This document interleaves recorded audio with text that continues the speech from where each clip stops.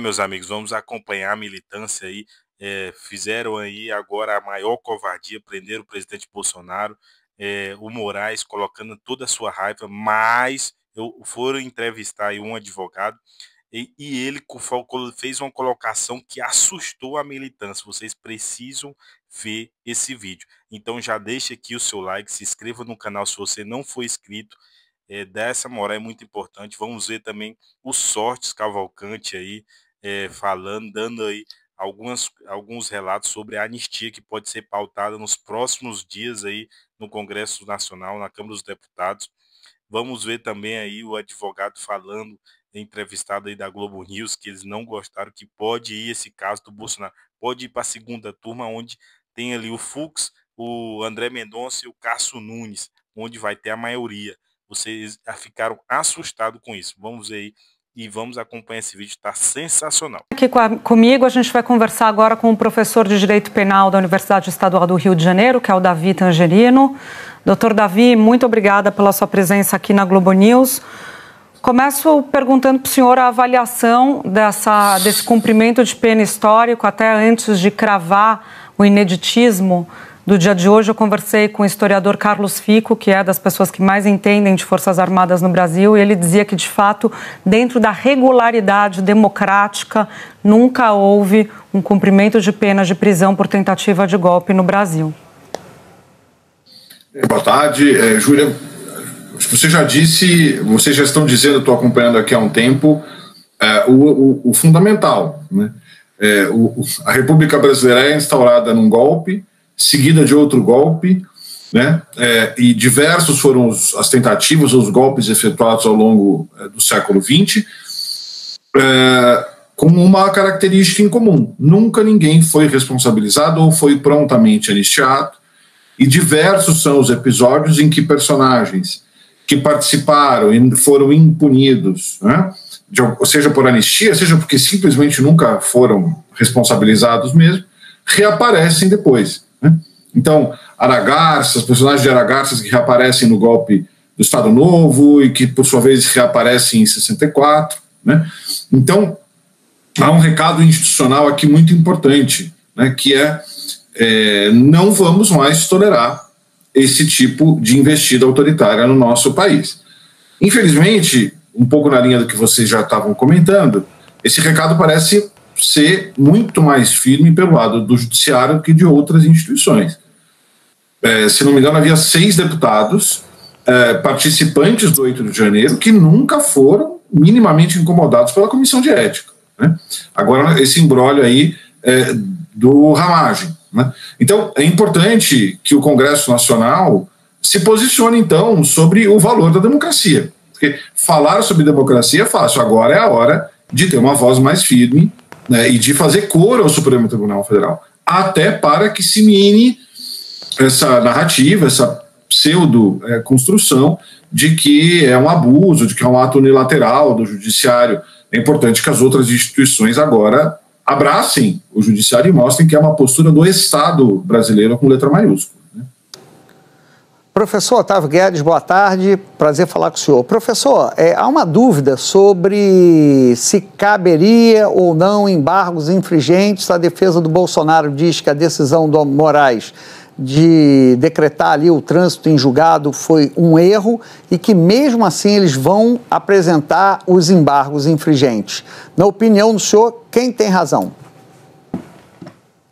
Vai ser uma pergunta difícil. Boa tarde. É uma pergunta difícil pelo seguinte: pela jurisprudência do Supremo Tribunal Federal não cabe, porque eles chegaram à conclusão de que para caber os infringentes seriam precisos 2 votos absolutórios, e neste caso só há 1, né? Só que essa é uma criação a partir de um vácuo do regimento, uma criação do próprio Supremo Tribunal Federal num caso. O que eu quero dizer com isso? Quem produz o seu regimento interno é o próprio Supremo Tribunal Federal, a partir de uma sessão administrativa, né? Então, pela jurisprudência atual não cabe. Eu acho que esta regra processual penal, portanto, que onera os réus, não poderia ter sido criado pela via de jurisprudência, né? Isso teria que ser feito por uma emenda, e de modo que eu acho que seria importante o tribunal analisar esse recurso, sim, né? Inclusive avaliando a possibilidade de rever a sua posição, né?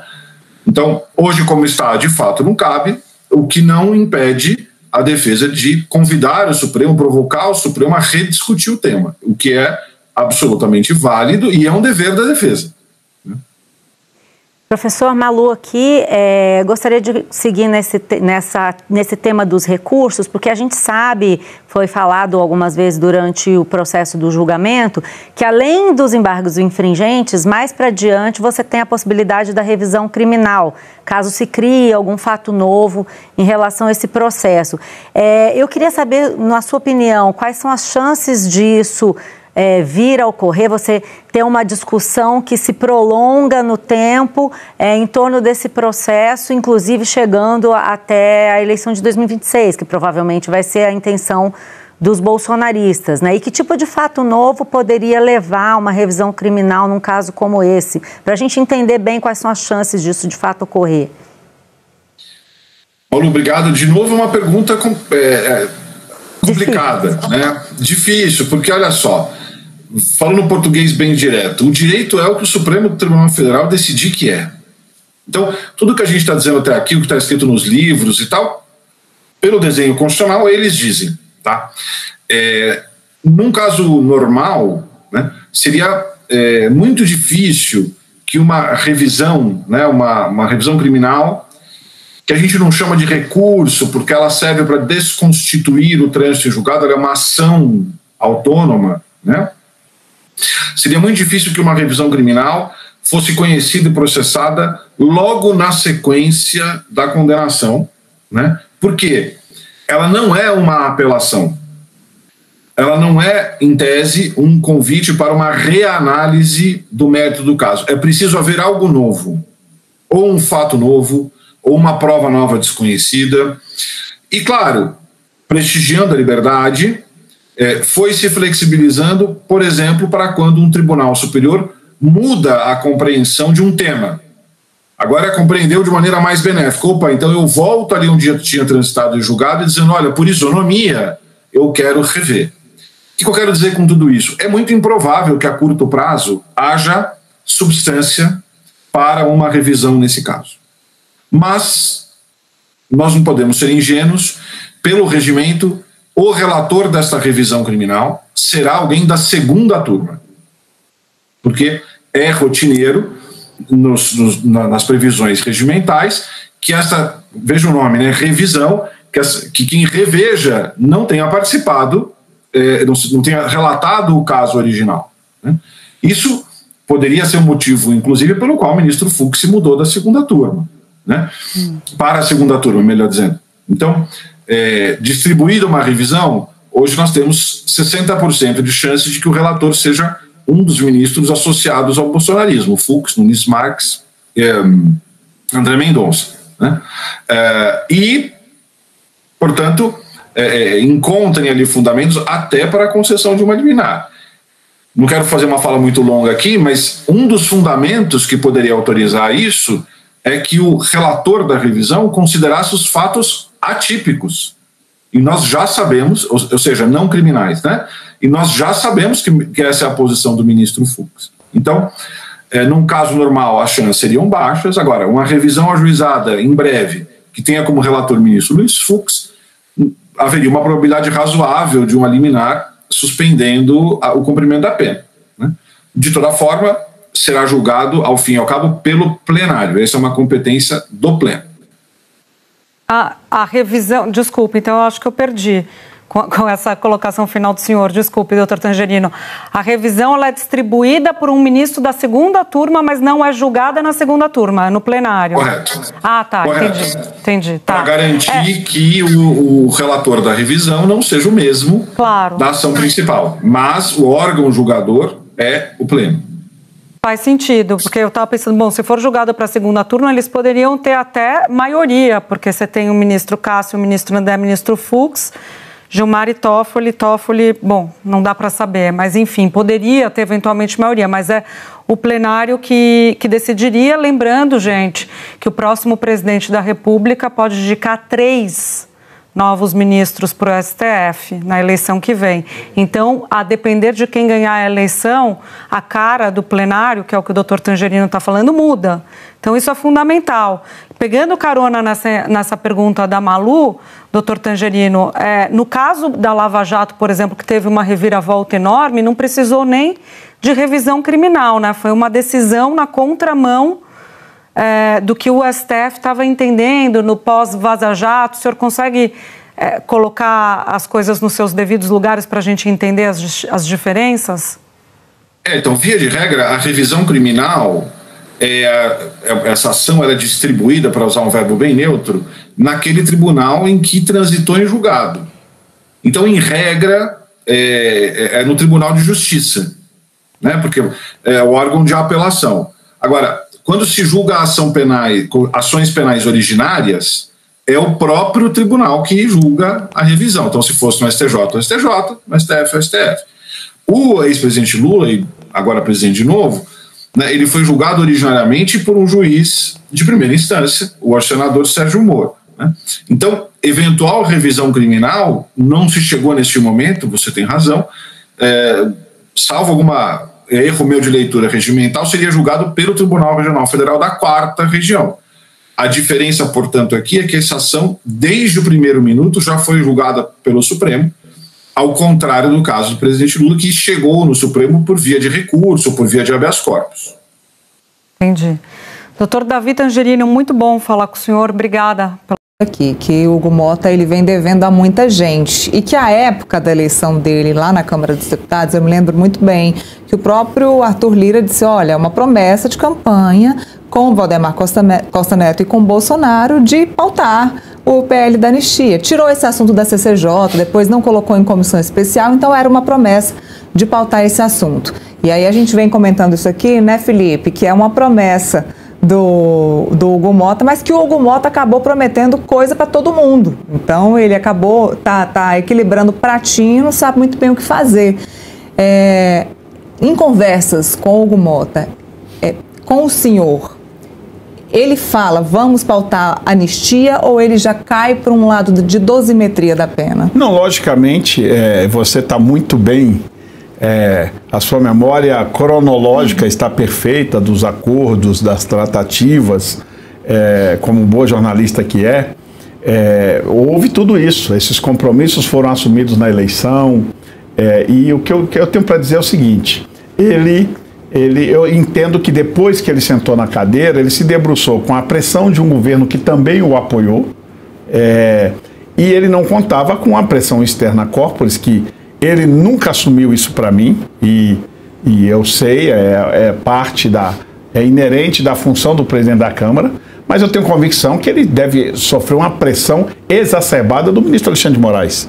Nós não estamos mais tratando a democracia brasileira com normalidade. Há um ministro, isso tristemente virou praxe de vários ministros, não só de um, de qualquer votação que diz respeito a matérias inerentes ao Supremo Tribunal Federal, eles exercem suas pressões a parlamentares, em especial nos presidentes das duas casas, não é só no presidente Hugo Motta.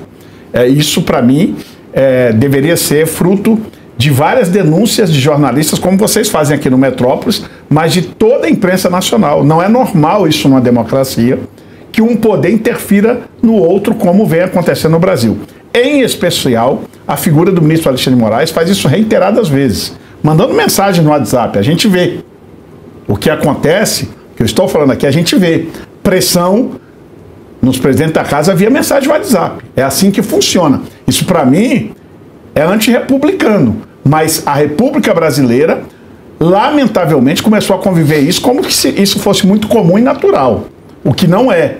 Quero deixar bem claro, a Constituição estabelece 3 poderes harmônicos e interdependentes entre si. Não se pode, quando o legislador, a figura do poder legislativo está trabalhando e legislando, o poder judiciário comece a fazer esse tipo de pressão externa corporis. Assim, quando está lá o judiciário fazendo e exercendo seu trabalho, não compete a nós irmos lá falar, ó, tem que julgar desse jeito, tá errado. Isso não é republicano. Então a gente precisa fazer esse tipo de denúncia, e vocês aqui do Metrópolis dão sempre espaço para a gente falar disso que está acontecendo. Então acho que o presidente Hugo Motta, sim, teve seus compromissos, é um homem que cumpre toda a sua palavra, tem se dedicado ao máximo a se empenhar, a se esmerar para isso, mas existem pressões. A cadeira de presidente da Câmara não é uma cadeira fácil de sentar nela e exercer com excelência seu trabalho. Felipe, deixa eu colocar você na nossa conversa. Vamos lá, sua pergunta para o líder. Boa tarde, deputado. Boa tarde, Felipe. Estou contigo aqui no Metrópole. A minha pergunta faz o seguinte sentido, né? Quando você pega, por exemplo, o PL da anistia, né, apesar do PL ser um partido grande e ter apoio de vários deputados em relação ao PL da anistia, ele não encontra respaldo em todos os líderes partidários. E não encontra respaldo mesmo no Senado Federal e mesmo no STF. Eu concordo com a sua crítica ao STF, né, mas é fato que o STF é o gargalo institucional do Brasil e, de certa forma, ele deve se debruçar sobre a legalidade e constitucionalidade do PL da anistia.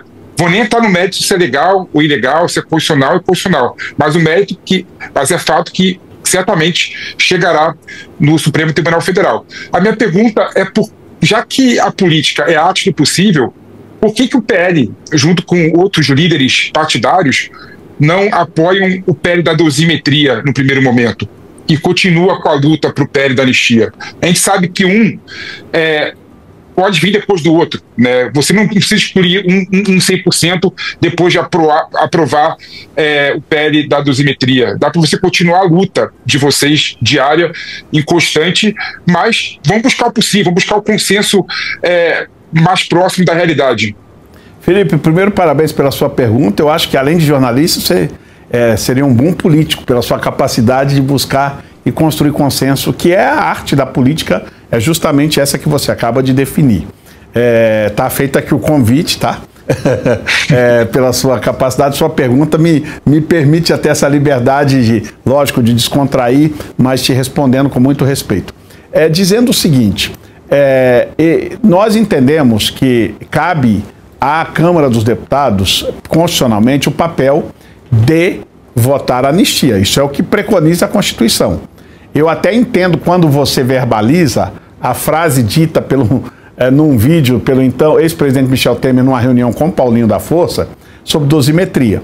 Dosimetria é uma palavra errada, dita inicialmente pelo Michel Temer, que acabou virando uma palavra comum, inclusive no meio da imprensa, que não existe, não é prerrogativa do parlamento fazer dosimetria. Quem faz dosimetria é o Poder Judiciário. O que nos cabe é reduzir as penas, que é o que o Paulinho da Força, me parece que até hoje não apresentou seu texto, e nós que estamos na política sabemos, e aí é o que me deixa um pouco irritado, é que o texto do Paulinho da Força é alinhado com os ministros do STF. Para mim é mais um atentado à República, ao sistema republicano. Ora, ele é o parlamentar, o texto tem que vir dele, mas não todos nós sabemos.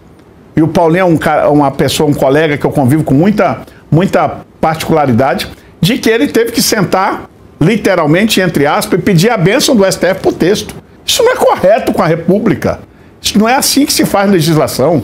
Então, as minhas denúncias e as minhas insatisfações são com esse comportamento não republicano que parece que virou normal. É quando você fala, é papel do Supremo ser o guardião da Constituição, quando ele for acionado para isso. Mas não, o Supremo, no seu ativismo hoje, ele não espera ser acionado. Aliás, é só ver as declarações de vários ministros do STF, inclusive do Procurador-Geral da República, que é outro que está no ativismo judicial, já dizendo, antes da gente votar a lei, que a lei é inconstitucional. Ora, ele não conhece nem o texto, nem sabe o que é o texto, e já vem falar que é inconstitucional. Isso mostra que, escancara o ativismo de alguns ministros do STF e agora também com a chancela do Procurador-Geral da República, a quem tem alguma estima pessoal, só que no mundo jurídico ele ultimamente anda apagando tudo que a gente aprende em qualquer universidade de direito no Brasil. Nós estamos em um momento totalmente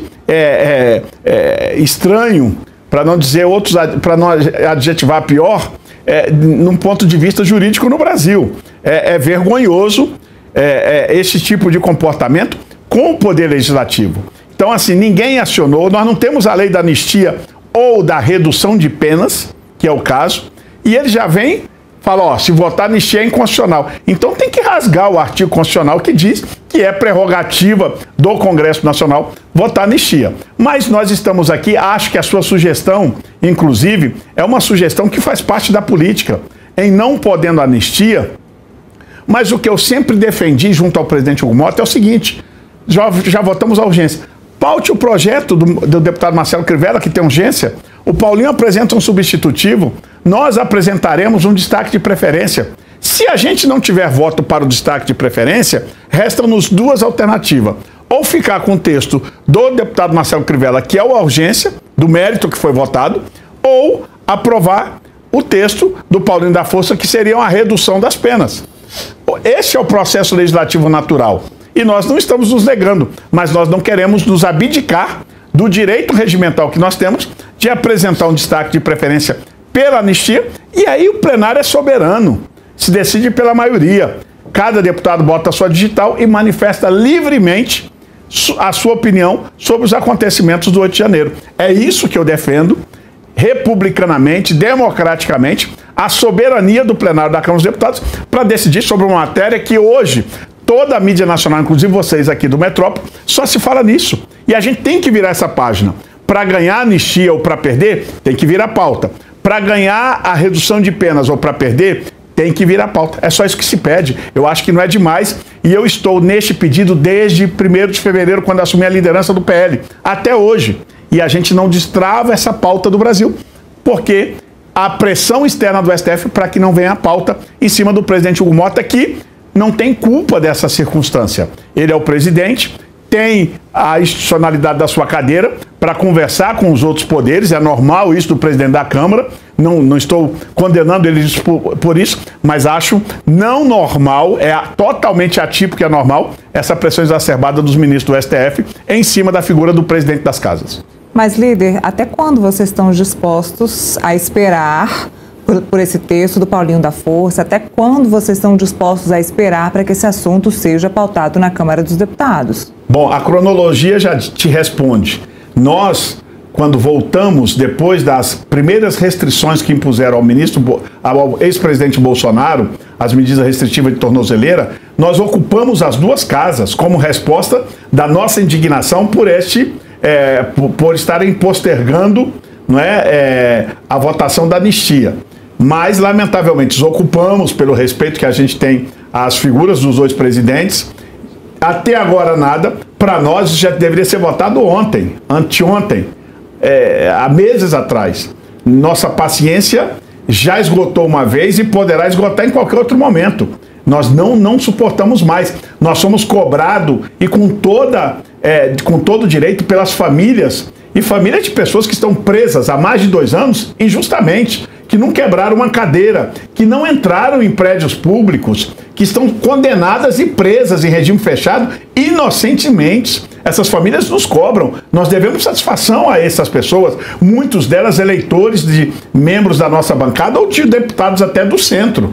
Então, a gente precisa ter responsabilidade e nós estamos, sim, de verdade, no nosso limite. Nós não suportamos mais e, para completar a cereja do bolo, pegar o maior líder da direita, um presidente que nunca roubou R$1, reviraram a vida dele tudo que é jeito. Nunca roubou R$1, não se tem uma prova contra o presidente Bolsonaro, um inocente, e agora também colocam em regime fechado numa prisão preventiva antes de terminar o seu julgamento. Isso é a cereja do bolo deste problema todo que o Brasil vive, desde esse pseudo-golpe que nunca aconteceu, porque se tivesse existido o golpe, a gente não estava aqui talvez nem com Metrópolis aberta, porque quando se vem golpe, vem restrições, vem censura, vem tudo. Não existiu o golpe, o presidente eleito está aí governando, ou na verdade desgovernando, porque é um desgoverno total, é um desastre o governo do presidente Lula, vide a roubalheira dos aposentados, o que está acontecendo. Então, nós precisamos, sim, virar esta página da anistia e nós estamos no nosso limite, Luiz. Acompanhamos aí a militância da Globo, tá aí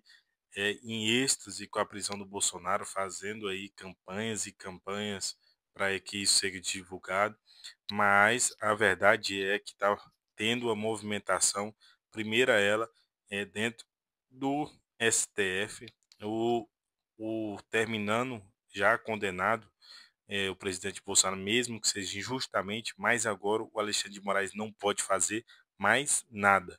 E aí aonde é que vai entrar a atuação dos advogados do presidente Bolsonaro, aonde pode, deve ir agora as próximas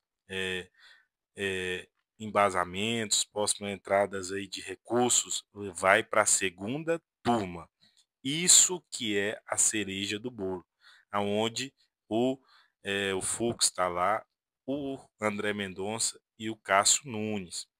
E também vimos aí o deputado Sorte Cavalcante, do PL, do Rio de Janeiro, falando aí sobre a anistia. A anistia ganhou força, principalmente agora que o presidente da Câmara dos Deputados, o Hugo Mota, está aí em uma crise com o desgoverno Lula, com o PT, com o líder aí do PT, o Lindenberg, e no Senado Federal, o presidente do Senado Federal, Davi Alcolumbre, também entrou em uma crise aí também com o desgoverno Lula. Então, este é está um ambiente criado dentro das duas casas para ser pautada a anistia e ser aprovada. A anistia na Câmara dos Deputados já tem os votos. Se for pautada a anistia na Câmara dos Deputados, a anistia passa. Agora é preciso trabalhar com mais força dentro do Senado Federal. Dentro do Senado Federal, aonde pode ter dificuldades para ter a maioria dos votos, a anistia. E isso precisa ser amplamente divulgado. Por isso que eu peço a você que está assistindo esse vídeo, deixa aqui o seu like. Se você está assistindo até esse momento, é necessário você deixar aqui o seu like, deixar o seu comentário aqui também. É muito importante o seu comentário neste vídeo, para esse vídeo alcançar mais e mais pessoas, porque estamos vivendo um momento muito difícil aqui no Brasil.